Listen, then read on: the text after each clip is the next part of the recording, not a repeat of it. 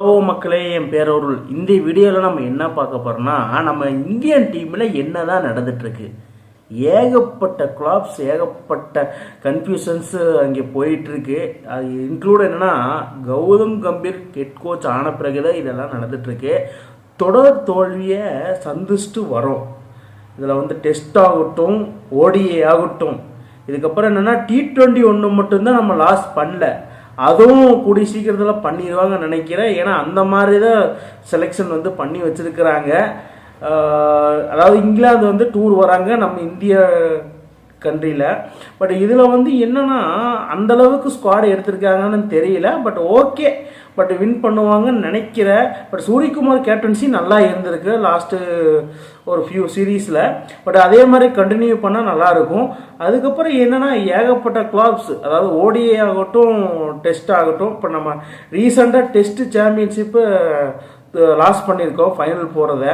இதுக்கப்புறம் ICC champion trophy இப்போ நடக்க போகுது. ஐசிசி சாம்பியன் ட்ராஃபியில் என்னென்ன ட்ராமா நடக்குதுன்னு யாருக்குமே தெரியல. இதில் Rohit Sharma form out, Virat Kohli form out, பும்ராவுக்கு back பான் இன்ஜுரிங்கிறாங்க. பும்ரா ஐசிசி சாம்பியன் ட்ராஃபி ஆடவே மாட்டார், ஸ்ட்ரெயிட்டாக நாக் அவுட் மேட்சுக்கு தான் வருவாருன்னு சொல்கிறாங்க. சமி ரிட்டர்ன் ஆவார்னு சொல்லியிருக்காங்க. Back to the form Shami அப்படின்னு சொல்லியிருக்கிறாங்க. அதாவது T20 சீரீஸ்க்கு அவரை எடுத்திருக்கிறாங்க.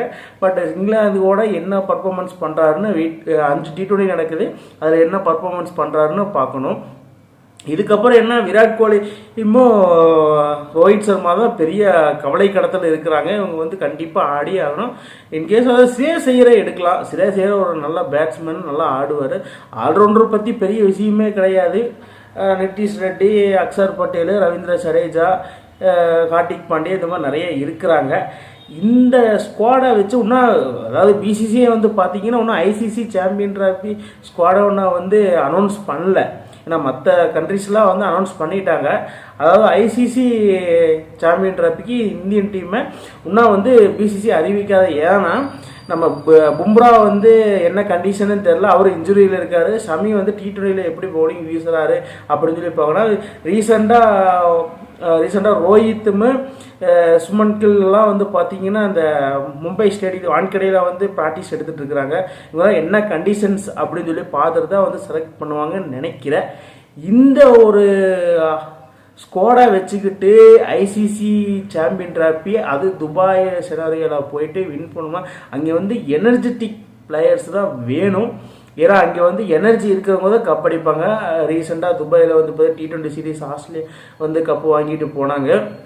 ஏன்னா அவங்க பார்த்தீங்கன்னா எனர்ஜி லெவல் வேறு லெவலில் இருக்கணும். அப்படின்னா தான் கண்டிப்பாக கப்பை வாங்க முடியும். இந்திய அணி ஐசிசி சாம்பியன் ட்ராஃபி கப்பை வின் பண்ணுவாங்களான்னு என்னன்னு தெரியல. ஃபஸ்ட்டு T20 சீரீஸ் இப்போ கம்மிங் அப் நடக்க போகுது. ஜனவரி 22 ஸ்டார்ட் ஆக போகுது. இதில் 5 T20 சீரீஸில் இங்கிலாந்தை நம்ம செஞ்சுருவோமா செய்ய மாட்டோமா, சூரியகுமார் யாதவ் தான் இதுக்கு பதில் சொல்லணும். மக்களே நீங்கள் சொல்லுங்கள், T20 சீரீஸ் இந்தியா வின் பண்ணுமோ பண்ணாதான்?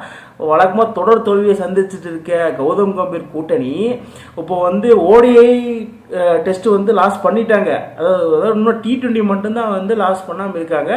கம்பீரோட கூட்டணி என்ன பண்ணும்? மக்களே நீங்கள் தான் சொல்லணும்.